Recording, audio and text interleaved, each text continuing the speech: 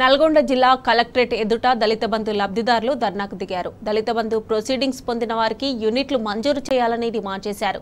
ఈ ధర్నాలో మాజీ ఎమ్మెల్యే భూపాల్ రెడ్డి పాల్గొని బీఆర్ఎస్ పాలనలో 1050 మంది దళితులకు రెండో విడతలో భాగంగా దళిత బంధు ఇచ్చామని గుర్తు చేశారు. దళితుల జీవితాల్లో వెలుగులు నింపే దళిత బంధు పథకాన్ని కాంగ్రెస్ ప్రభుత్వం కొనసాగించాలని భూపాల్ రెడ్డి డిమాండ్ చేశారు.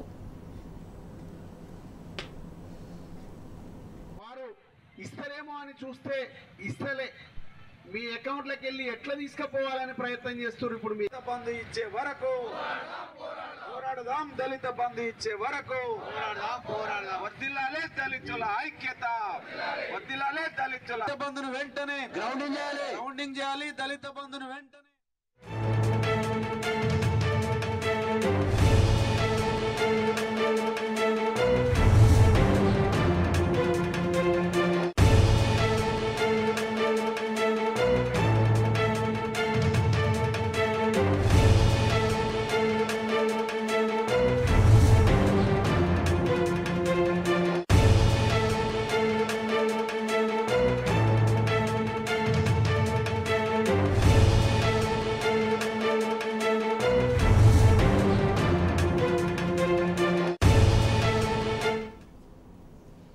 ఇక నల్గొండ కలెక్టరేట్ వద్ద దళిత బంధుకు సంబంధించి ధర్నా కొనసాగుతున్నట్లుగా తెలుస్తోంది. ఇక మరిన్ని డీటెయిల్స్ మా ప్రతినిధి రాము అందజేస్తారు. రాము, మమత, ఉమ్మడి నల్గొండ జిల్లా వ్యాప్తంగా దళిత బంధు రెండో విడతలో భాగంగా మంజూరైనటువంటి ఏదైతే లబ్ధిదారులు ఎంపికయ్యారో వారందరికీ కూడా గత ప్రభుత్వం ప్రొసీడింగ్స్ ఇచ్చింది.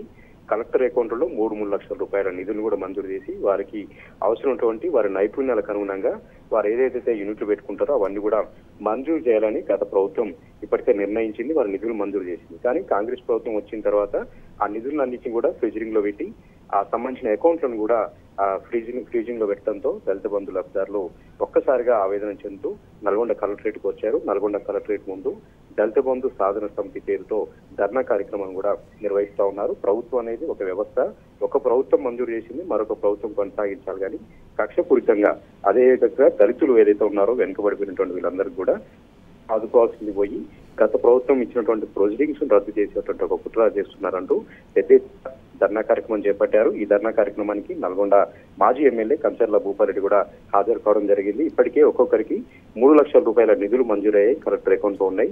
ఆ నిధులన్నింటినీ మంజూరు చేయడంతో పాటు మరొక 7 లక్షలను కూడా మంజూరు చేసి వారికి మెలకువలు ఉన్నటువంటి యూనిట్లను అందిస్తే వారు అన్ని రంగాల్లో కూడా నిలదొక్కుంటారు, దళితులు అందరితో పాటు కూడా బాగుపడతారన్న డిమాండ్ ని అక్కడ వ్యక్తం చేసుకుంటున్న పరిస్థితి కూడా కనిపిస్తా ఉంది.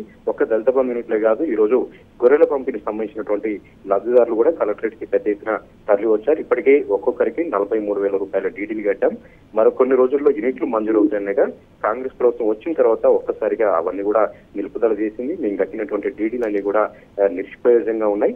డీడీలన్నా తిరిగి ఇవ్వాలి, లేదంటే గొర్రెల యూనిట్లన్నా మాకు పంపిణీ చేయాలని పెద్ద ఎత్తున గొల్ల కుర్మకు సంబంధించినటువంటి సోదరులు కూడా అక్కడికి వచ్చి ధర్నా చేస్తున్నటువంటి పరిస్థితి మనకు కనిపిస్తా ఉంది. కాంగ్రెస్ ప్రభుత్వ నిరంకుశ వైఖరిని పెద్ద ఎత్తున నిరసన కార్యక్రమం తెలుపుతా ఉన్నారు.